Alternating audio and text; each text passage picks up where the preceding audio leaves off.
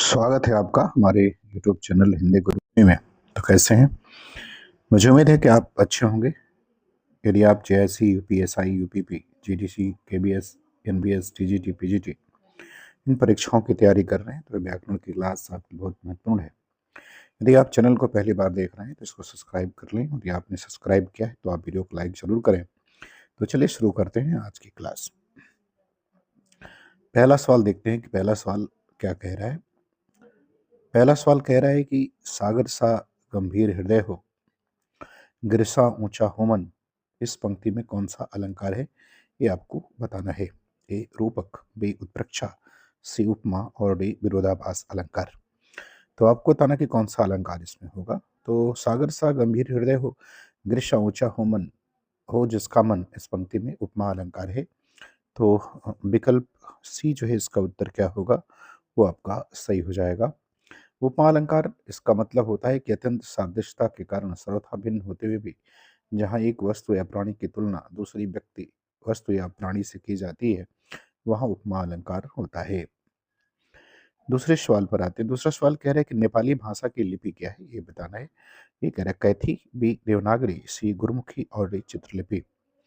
तो नेपाली की लिपि क्या है, आपको ये बताना है। तो देखिए नेपाली जो है वो देवनागरी लिपि में लिखी जाती है। विकल्प बी इसका उत्तर क्या होगा, वो सही हो जाएगा। इसके अलावा संस्कृत, हिंदी, मराठी जो है वो भाषाएं वो देवनागरी लिपि में लिखी जाती हैं। देवनागरी लिपि का विकास जो है वो ब्राह्मी लिपि से हुआ है।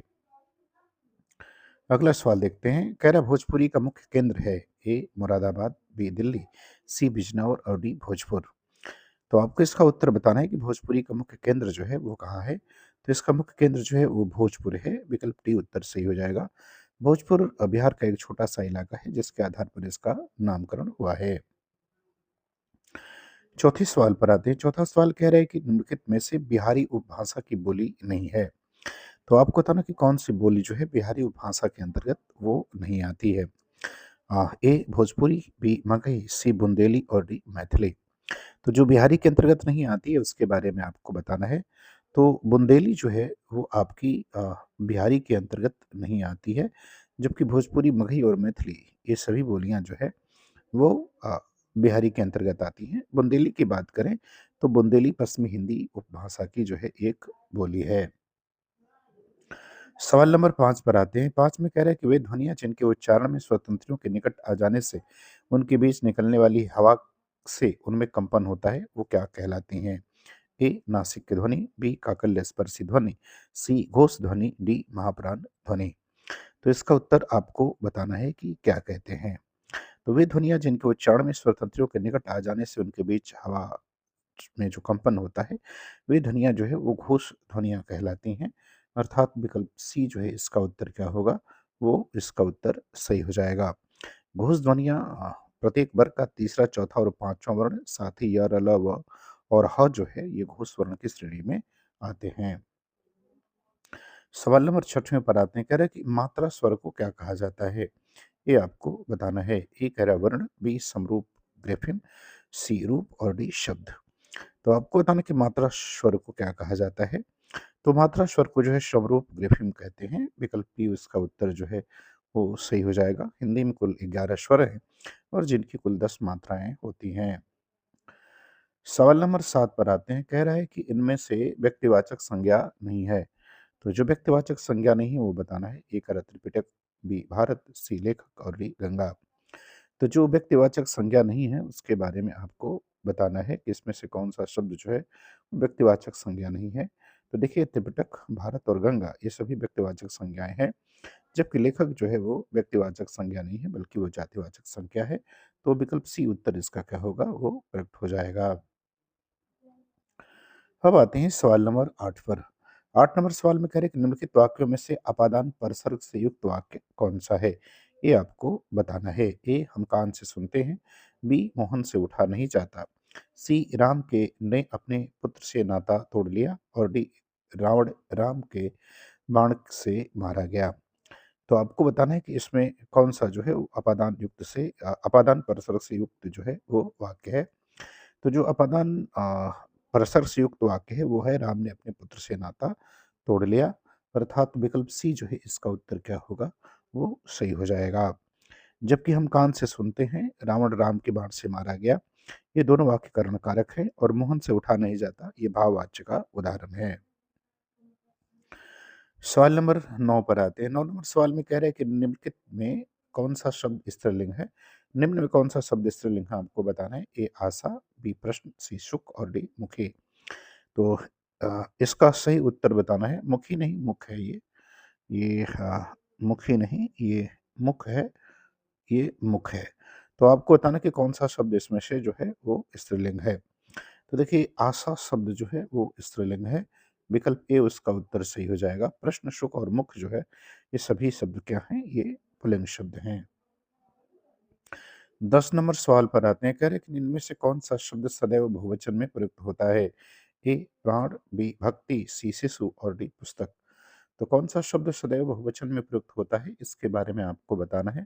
तो देखिए प्राण शब्द जो है वो सदैव बहुवचन में प्रयोग किया जाता है। विकल्प ए इसका उत्तर जो है वो सही होता है। वचन में कुछ शब्द जो है ऐसे हैं जो सदैव बहुवचन में प्रयुक्त होते हैं, जैसे लोक, दर्शन, आंसू, दाम, होंठ, अक्षत आदि। संज्ञा सर्वनाम विशेषण और क्रिया के जिस रूप से संख्या का बोध होता है उसे हम वचन कहते हैं, और हिंदी में वचन की संख्या दो होती है, एक वचन और बहुवचन। 11 नंबर सवाल पर आते हैं। कह रहे बैलगाड़ी में समास कौन सा होगा, ये आपको बताना है। ए द्वंद्व, बी द्विगु, सी क्रमधारय और डी तत्पुरुष समास। तो बैलगाड़ी में कौन सा समास होगा, ये आपको बताना है। तो बैलगाड़ी में तत्पुरुष समास होगा। विकल्प डी जो है इसका उत्तर क्या होगा, वो सही हो जाएगा। 12 नंबर सवाल पर आते हैं। कह रहे हैं कि निम्न विकल्पों में से उस विकल्प का चयन करें जो प्रत्यय से बने शब्द का सही विकल्प नहीं है। तो जो प्रत्यय से नहीं बना है उसके बारे में आपको बात करनी है। ए धार्मिक, बी कुख्यात, सी पाठक और डी शालीनता। तो जो इसमें से प्रत्यय से नहीं बना है उसके बारे में आपको बात करनी है। तो देखिए धार्मिक, पाठक और शालीनता ये सभी प्रत्यय से बने हुए हैं, जबकि कुख्यात में को उपसर्ग लगा हुआ है। तो विकल्प बी उत्तर इसका क्या होगा, वो सही हो जाएगा। 13 नंबर सवाल पर आते हैं। कह रहा है कि कान्हा शब्द है। ए तत्सम, बी तद्भव, सी अर्थ तत्सम, अर्थ तत्सम नहीं, अर्ध तत्सम होता है और अर्ध तद्भव होता है। तो आपको बताना है कि कान्हा शब्द क्या है। तो कान्हा शब्द की अगर बात करें तो कान्हा शब्द तद्भव है। विकल्प बी इसका उत्तर सही हो जाएगा। कान्हा का जो तत्सम होता है वो कृष्ण होता है। तो विकल्प बी इसका उत्तर जो है वो क्या है, वो सही है। सवाल नंबर 14 पर आते हैं। 14 नंबर सवाल में कहते हैं निम्न में तद्भव शब्द कौन सा है, ये आपको बताना है। ए दुर्लभ, बी दूब, सी धान्य और डी धैर्य। तो आपको बताना है कि कौन सा शब्द इसमें से तद्भव है, वो उसके बारे में आपको बताना है। तो देखिए दिए गए शब्द में दूध शब्द जो है वो तद्भव है। दूध शब्द जो है ये दूब नहीं है, दूध है। दूब नहीं है, दूध है। दुर्लभ, दूध, धान्य और धैर्य। तो दूध शब्द जो है वो क्या है आपका, ये आपका जो है शब्द ये तद्भव है। दूध का जो तत्सम होता है वो दुग्ध होता है। क्या होता है, दुग्ध होता है। ये इसका तत्सम होता है।